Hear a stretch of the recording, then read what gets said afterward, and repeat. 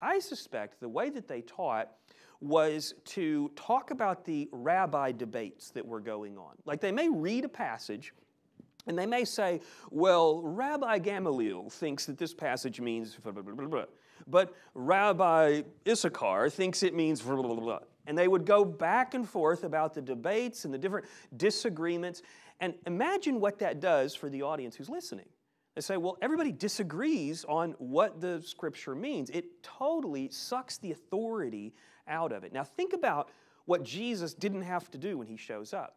It doesn't matter what Rabbi Gamaliel thinks. It doesn't matter what Rabbi Issachar. I made that one up, by the way, Issachar. I don't know if there's a rabbi named that. Probably was. But I don't know the particulars. But Jesus didn't even need to check with them. He didn't need to read the commentaries because Jesus having authority, think about this, who is the author, which is a similar word, who is the author of God's Word? Jesus. And so Jesus having authority, they noticed he had authority because he was the author of it. It's like the difference between someone reading a book that someone else wrote and the author showing up and reading it for himself and being able to explain exactly what it means. So they noticed that Jesus has authorities very different than the scribes. And most of the scribes were probably of the Pharisee class, although there were scribes of different kinds. So they just noticed that it's very different than what the scribes are all about. So let me read that one again. We'll go to the next verse. And they were astonished at his teaching, for he taught them as one having authority and not as the scribes. And notice, they're astonished before what happens next. Let's look at what happens next. Now, there was a man in their synagogue with an unclean spirit. Now, let's just think about this for a second. Synagogue happens on a particular day. I mean, you could go to the synagogue other days, but there was a particular meeting on the Sabbath.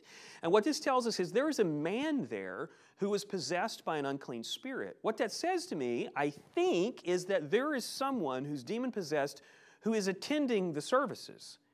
And this shows us kind of the lack of authority that's going on at this synagogue. Why is there a person in the congregation that is possessed by a demon allowed to come? I mean, maybe he's been quiet, but what we see from him here in a second, you'll see he doesn't seem like the quiet type. And so it's very possible that this synagogue is just being completely disrupted by this regular attender. That's what the wording makes me think, is he's a regular attender. You'll notice it doesn't say that. That's my speculation. But it does say that he's there. So he's present at this synagogue meeting. And the man who had the unclean spirit cried out, and notice what he says here in the next verse, saying, "Let us alone. What have we to do with you, Jesus of Nazareth?" I mean, just imagine this for a second, okay? We're in a group. I mean, maybe the synagogue where they were had a group about this size. Imagine someone standing up and shouting something like this. Now, it would be inappropriate to shout it to me because I'm not Jesus of Nazareth, but just imagine this moment. Imagine how everybody probably just cringed and thought, oh, who's going to deal with this? And I imagine that this kind of thing might have been going on in this synagogue. If this guy was a regular attender, it seems like they may have just been enduring it, just saying, oh, that's old possessed Pete over there again, and he's just, disrupting. I mean, I don't know. So this was possibly happening, and so Jesus is going to respond differently than anybody had responded, so far. My equipment's breaking down too. So Jesus is going to respond differently than anybody has so far. So the demon-possessed man says, "Let us alone. What have we to do with you, Jesus of Nazareth? Did you come to destroy us?" This tells us that the demon knows something about who Jesus is. He says, "I know who you are, the Holy One of God." Now, at this point, it seems like in Mark, Jesus has not made it public to everyone who he is. And so it seems like this demon maybe recognizes that it is against Jesus' plan at this point to go completely public yet. And we don't know exactly why Jesus hasn't told people that he's the Messiah, but it seems like he hasn't yet. And it seems like this demon is sort of letting the cat out of the bag. And so let's see how Jesus responds. But Jesus rebuked him, saying, "Be quiet and come out of him." Now, I'm just going to go ahead and say, and this is a guess, but I'm going to guess none of the scribes talked to demon-possessed people this way. I'm going to guess that the scribes worked in a very different way, and we'll kind of explore that here in a second. But Jesus speaks with authority because he's the author of life. We already said he's the author of God's Word, but he's the author of life. He's also the author of the life of the demon who he's interacting with. So he has the right to speak to this demon in a very powerful way. Be quiet and come out of him. And when the unclean spirit had convulsed him and cried out with a loud voice, he came out of him. Now, I want to just explore for a second the way in which demon possession was dealt with in the ancient world apart from Jesus. Okay, so we don't want to get the idea here that everybody was doing this at the time. There were Jewish exorcists at this time, and they had a certain procedure. And I was reading a while back that one of the procedures that Jewish exorcists would use was to make the person who's possessed so sick that the demon would not want to be within that person. Here's one of the ways that some ancient source explains, is they would take a rotten piece of something, and it says it was a root. And so imagine a rotten root, and then they would hold that demon-possessed person down, and they would ram that root up into the person's nose. And their idea was that this would make it so awful inside of the person that that demon wouldn't want to be inside of them. It seems a little ridiculous to us today, but that was one of their methods. And so this is the type of stuff that exorcists would have been doing. Jewish exorcists, not pagan exorcists. I mean, they may have done similar things too, but Jewish exorcists would do these kind of bizarre kind of rituals. And the reason why they couldn't just speak to the demon is because they had no power over those demons. Now, another way that exorcists would try to gain control over demon-possessed people is they would try to find out the name of the demon, because in their thinking, knowing someone's name gave you some kind of power over them. And so we kind of see this in like even modern voodoo, although none of us are probably involved in voodoo, but there's this concept that if you know someone's name and you know someone about them, you can make a voodoo doll. You ever seen a voodoo doll? And you then have some power over that person. You can do incantations and things that can hurt that person or maybe help them.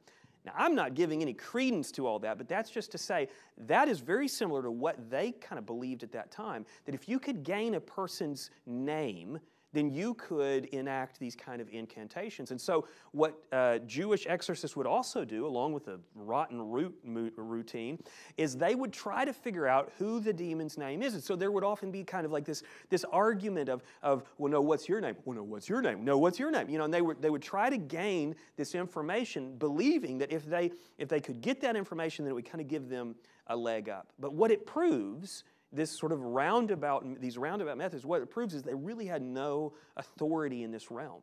They resorted to very bizarre and difficult things. And the people would have recognized that. The people that are watching this, they would have known about the root thing and the name thing. They would have known all of that. And so when Jesus just speaks up and says, just be quiet, and the demon responds, that would stand out to people. They would totally recognize that this guy has authority. So let's see how they respond in 27. It says, then they were all amazed, so that they questioned among themselves, saying, what is this? What new doctrine is this? For this, with authority, he commands even the unclean spirits, and they obey him. So the first thing we see, and we already kind of know this, but I think it's a great reminder, is that Jesus is the authority even in the spiritual realm. I mean, no matter what we're facing, Jesus is the authority. And often we kind of get off the reservation, right? Often we kind of get it in our minds that we've got to figure it out. And in any situation, there is probably some responsibility we bear to do our part. But remembering that Jesus is the authority even of the spiritual realm, I think it can really help us find that peace of mind. So let's read on and see what happens after this. Now remember, this word that we see here happens a bunch in Mark. It's immediately. And so Peter, who is the origin of these stories, Peter loved this word. He uses like 41 times. And so what this tells us is we're still in the same day. Okay, so you're going to see this is a doozy of a day. It says, and immediately his fame spread throughout all the region around Galilee. Now, this fame begins on this day, But it's interesting that he says it immediately spread. So it spreads very quickly. It begins on this day, and then it continues to spread. Let's see what else happens here. Now, as soon as they had come out of the synagogue, so we're still the same day, they entered the house of Simon and Andrew with James and John. Now, remember, these are the four that Jesus called just a number of verses before in the same chapter here.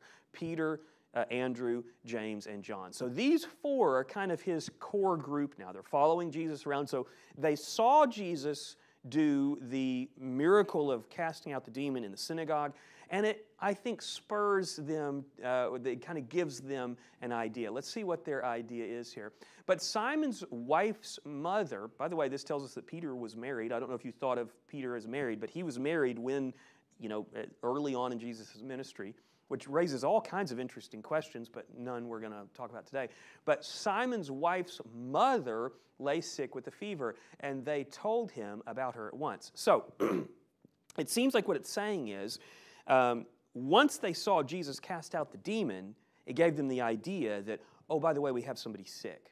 And, I think we can really relate to this, right? I mean, I feel like one of the questions we're really wrestling, especially with kind of where we are in our country's history and just the things that we're seeing, is this question of who's the authority on medical issues, on health and wealth. Is that thunder? What is that? Oh, that's an airplane. I'm so distracted today. I don't ever remember that happening, but it probably happens all the time. Who is the authority on this subject? And so it seems that Peter and Andrew and James and John, they see him being an authority on spiritual matters, and then it seems to click that, hey, maybe he's also the authority on subjects having to do with health and things like that. So let's see how this goes. So he came and took her by the hand and lifted her up, and immediately the fever left her, and she served them. Now, there's a bunch of interesting things in this verse. First thing I want to show you is that Jesus is showing his authority even here. Because by doing this, Jesus is breaking the Jewish law at that time. The Jewish law at the time basically said that men were not to touch women that they're not married to. And so men were expected to keep their social distance, so to speak. So that's one layer of it. But by the way, men were actually not supposed to even greet women in public that they didn't know. They're supposed to keep that kind of social distance. Now, the other part of it is that when someone was sick, they socially distanced. When someone had a very serious illness, what they were supposed to do is they were supposed to declare, when they're in public, that they're unclean, to shout out, unclean. And what people would do is they would socially distance. They would keep their distance from that person because there were so many communicable diseases in the first century. So now think about that for a second. Jesus knows all that. Jesus knows that those are the traditions, those are the suggestions of the medical authorities at the time. But what does Jesus do?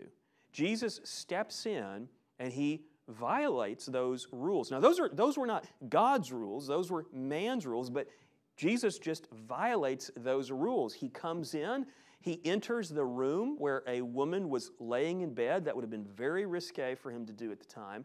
He took her hand. Would have been very inappropriate to the people at the time. In fact, I can even imagine Peter and Andrew and James and John saying, "What is he doing?" And it tests, I think, their perception that he is the authority in this area. Okay, so he's already showed he's the authority in spiritual matters. Now he is breaking a bunch of rules. And the proof's in the pudding, right? That's one of our southern sayings. The proof's in the pudding. If he can fix this situation, then he's going to prove that he's authority in this area too. And so, immediately the fever left her and she served them. I think it's really interesting that it was not like a gradual change. There was no like confusion on, well, did she just kind of get better on her own? Or it was immediate. It was so immediate, in fact, that she got up and I guess, started to cook them after church lunch or something. She began to serve them. And so this is a great image of what happens when Jesus' authority touches our lives. Or maybe I should say can happen when Jesus' authority touches our lives. When we come under the authority of Christ, one of the great things that we can do is then begin to ask the question, how can I serve the Lord? How can I begin to reorient my life so that what I do supports his ministry? And so she was healed, and then she immediately started supporting his ministry by, I'm guessing, probably feeding them or preparing a meal or something like that, but in one way or another, serving them. So let's see what happens next. At evening, when the sun had set, they brought to him all who were sick and those who were demon-possessed. Now, there's something a little bit strange here. A lot of history today, but something a little bit strange in here. You might say, well, why did it matter that they waited to bring people to him that the sun had set? Well, remember, this is the Sabbath. And so they're not supposed to carry a burden on the Sabbath. They're not supposed to, in some very strict forms of Judaism at the time, they weren't supposed to walk more than a certain amount of steps on a Sabbath. And so if you had people on a stretcher, then you couldn't carry them on a Sabbath. Now, think about what this does for synagogue. This means that anybody on a stretcher probably couldn't go to synagogue as well, although I've never seen anything say that, but that would make sense. If they have to wait to bring people to Jesus till after the sun had set, what that means is they probably can't move at all on the Sabbath. So they wait till the end of the Sabbath. The sun is down. Sabbath's over when the sun goes down. So they wait till the end of Sabbath to bring their sick to him and those who were demon-possessed. And the whole city had gathered together at the door. And, you know, you might think, well, that's it. Like if you said all of Shreveport was at my door, you would say, well, that's got to be an exaggeration. But remember, the size of the town at the time was not nearly so huge as our cities are today. So this could be literally the entire town was at his door. I mean, a demon-possessed person had been unpossessed? Dispossessed? I don't know what you call it. Maybe, what is it called when you go and take a car back? Repoed. The guy had been repoed by the Lord, got him back from, the devil's work or whatever. And so, and then somebody had been healed of a fever. So you can imagine this word rippled through town, and they all showed up, and they're all standing there at the door. Let's see what 34 says. Then he healed many who were sick with various diseases and cast out many demons, and he did not allow the demons to speak because they knew him. Very interesting stuff in there that the demons wanted to announce. They wanted to say. They wanted to kind of give the end of the story away. And it doesn't really lay out for us exactly why he was trying to keep them quiet, or actually he was keeping them quiet, but that was his choice. And I suspect, like we said earlier, it had to do with the way in which he wanted to reveal himself. He didn't want that to be by the demons, because later in his ministry, if you think about it, he gets accused of being in league with Beelzebub, or with the devil, basically. And so it kind of makes sense that he doesn't want it to be demons that's announcing the Son of God has arrived. I mean, that's inappropriate, and people could accuse him of that. So I think that those types of things are probably why he was keeping them quiet. And so he cast those demons out. He healed people. Now it says, now in the morning, having risen a long while before daylight, he went out and departed to a solitary place. Now think about this. He had a late night last night, okay? By the way, those of you probably that kind of understand what it's like to stand in front of a group and teach probably understand this, but for me, Sundays are kind of tiring.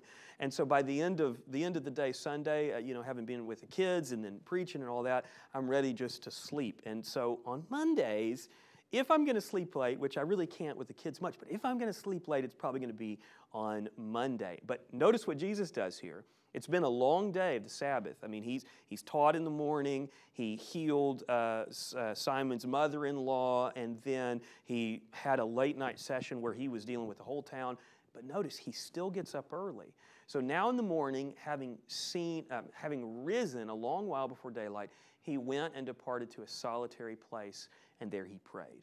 I like this model. I wouldn't say that we have to pray in the morning, but if we're going to pray, we do need to be praying. If you pray, the morning is a good choice. It's what Jesus did. If you pray in the evening or whatever, for years I prayed in the evenings, and then I've sort of switched to praying in the mornings, and I see a lot of benefit to it. But here, what Jesus does is also the model for what he's going to later teach people to do, where he says you need to get in a quiet place away from people, and you need to pray. He doesn't just preach it, but he also lives it. And I think this is a great example for us as we think about how we share our faith, we also need to live out our faith to be the best kind of witness that we can. Let's see what 36 says. And Simon and those who were with him searched for him. So Jesus didn't tell them where he was going. He was away praying, and they come looking for him. And when they found him, they said to him, "Everyone is looking for you." Now, it's a pretty simple statement, but I think there's a lot of implication in it. I think for the disciples, they are already kind of seeing that Jesus is becoming a well-known guy. And for the band, so to speak, if you think of them as sort of his band of followers that are kind of at the head of the group, they probably already have some ideas on what they think Jesus ought to be doing, right? I mean, they apparently think that it would be more valuable for Jesus to be seeing his crowds and answering his fan mail and doing all this.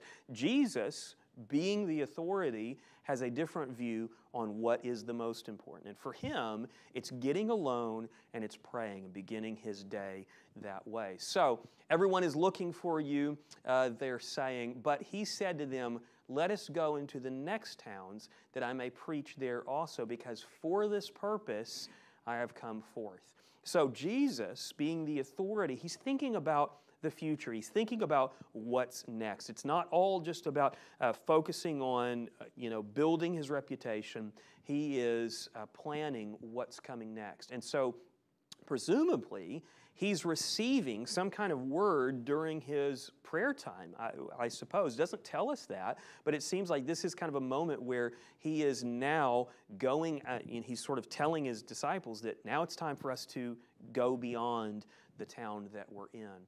39 says, "And he was preaching in their synagogues throughout all Galilee and casting out demons." So this now sort of expands our view, because Peter here, Mark, is telling us that this happened once, but now he's expanding to say, actually, this happened all the time. This was not just like one event. He went to the synagogues, and by the way, apparently there's demon-possessed people in more synagogues than just in this one. And so he's casting out demons. Now, this does not mean that the demons he's casting out are always in the synagogue, but there does seem to be kind of this bizarre relationship that we see. And he was preaching at their synagogues throughout all of Galilee and casting out demons. So 40 says, "Now a leper came to him, imploring him." Okay, now if you think about this, we're kind of moving to higher, raising the stakes with each sort of incident, right? So healing Simon's mother was, it was amazing, but it wasn't nearly as big a deal as dealing with a leper, because the fever probably would, eventually would have gone away. Leprosy in the ancient world kind of was a large category of things, skin diseases or diseases that would sort of show up on the skin.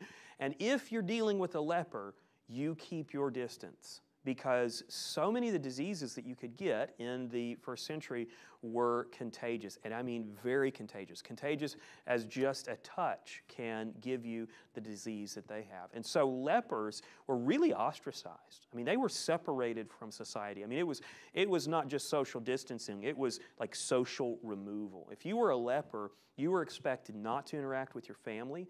In fact, from the moment you had proof that you were a leper, you were to separate. And also, the rest of society, you would be basically banned from that. You couldn't go to synagogue, you couldn't interact in so many ways. And so lepers were just on the outside of society. And so let's see how Jesus interacts with the leper. Now, a leper came to him. Actually, I can't remember if I finished the last verse. Now a leper came to him, imploring him, kneeling down to him and saying to him, "If you are willing, you can make me clean." So this leper already recognizes that Jesus is the authority, that he is the authority on healing disease, and probably can recognize it, the authority from these other incidents that have happened. So let's look at 41. He says, "Then Jesus, moved with compassion." I like that line because it reminds us that this isn't just perfunctory. This isn't just like, I gotta heal, so I'm gonna heal. It's my job to heal. Jesus doesn't approach healing that way. In fact, it tells us that there's compassion in this. There's emotion in this. And so he is looking at a society that has just been dismantled by disease and, honestly, in a lot of ways, a lack of authority in so many areas. And so he has compassion for the people. So he stretched out his hand and touched him. Now, we just read over that and think, no big deal. He touched the leper. Doctors touch sick people all the time.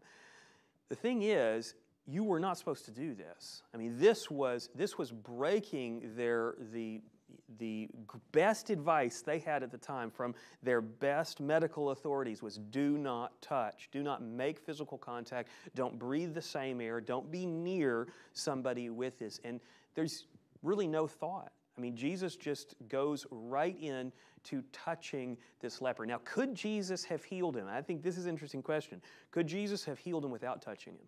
Absolutely. We see Jesus doing that in a number of places. So Jesus could have avoided touching him and still had the same outcome. I think Jesus is teaching his followers something by this, saying that there are going to be these things, these rules that we have placed upon us, and when those come in conflict with the law of compassion and the law of love, and when you have the ability to help, then you are to step into these situations that are frightening, that are scary, and to show compassion and show love. And I think that is exactly what Jesus does by touching him, doing something he doesn't have to. He touched him, and he said this. He said, "I am willing, be cleansed." Now, what happens next is really kind of unique. There's a lot left kind of to our imaginations on why Jesus responds the way that he does. Let's look at 42. He says, "As soon as he had spoken, immediately the leprosy left him and he was cleansed." Okay, so we're starting to get used to this idea that Jesus is healing. But look at 43. "And he strictly warned him and sent him away at once." He strictly warned him. The next verse is going to tell us what he warned him. He said, "And he said to him, 'See that you say nothing to anyone.'" Now, it's interesting to me that in the same way that Jesus, or in a similar way, that Jesus silenced those demons, he is also asking this guy to be quiet. Now, I want you to notice a difference. Who is more powerful, a demon or a guy that just got healed of leprosy? To the demons, he demanded silence. He enforced it. And to my knowledge, the demons could not disobey him. Notice what he does with this guy, though. He asks. He invites him to obey. And the guy basically just completely disregards. "See that you say nothing to anyone, but go your way, show yourself to the priest, and offer for your cleansing those things which Moses commanded as a testimony to them." So he's asking him, don't talk about this, buddy. Apparently, for reasons we don't know exactly, Jesus does not want the word to get out. Now, we have some speculation that will show up here in a moment, but Jesus is basically asking him, hey, let's keep this between you and me for now. Notice what happens in the next verse. "However, he went out and began to proclaim it freely and to spread the matter." So think about the difference between the way that Jesus enforces silence upon the demons, but he invites this guy to obey, but he doesn't enforce it. He doesn't insist in some sort of magical way. He allows the guy to make his own choice. And I think this is a really interesting contrast between Simon's mother, who was healed and then began serving him, and this guy who was healed and then kind of did what he wanted, kind of just followed his own plan. And so it says he went out and began to proclaim it freely and to spread the matter, so that Jesus, and I think this is why Jesus is trying to keep it quiet, so that Jesus could no longer openly enter the city, but he was outside in the deserted places, and they came to him from every direction. See, I think Jesus wanted to keep it quiet for a while longer because there was a practical matter at hand. Now, this is speculating here. It doesn't tell us this, but I think that Jesus wanted to reach more people before the word got out completely. And so that's Jesus' plan. And he's asking this guy who he's just healed to go along with the plan, to work with him on this, in this time frame that he has. And the guy just disregards it, doesn't consider it, apparently doesn't consider it something that he needs to obey, even though Jesus, the one who has healed him, has asked him. Now, I don't want to try to press too much of a lesson into the story, but I do kind of think there is a bit of a lesson here. The fact that when Mark was writing these stories down that came from Peter, Peter includes the note that his mother-in-law, as soon as she was healed, she began to serve Jesus' purposes, to literally serve Jesus and the other disciples. And this guy immediately decides not to serve Jesus' purposes. Now, we don't know if this guy is a believer or not in Jesus as the giver of eternal life. I think he probably would be. I tend to think anybody that comes in contact with Jesus and is healed, it makes sense that many of them, probably not all, but many of them would believe in him as the Messiah, the giver of eternal life. And so I think this potentially could be a picture of what happens in our lives. When we come in contact with Jesus, especially when we become believers, it is possible to serve him, but it's also possible to kind of do our own thing. It's possible to follow our own plan, even though that may not be the plan that Jesus has for our lives.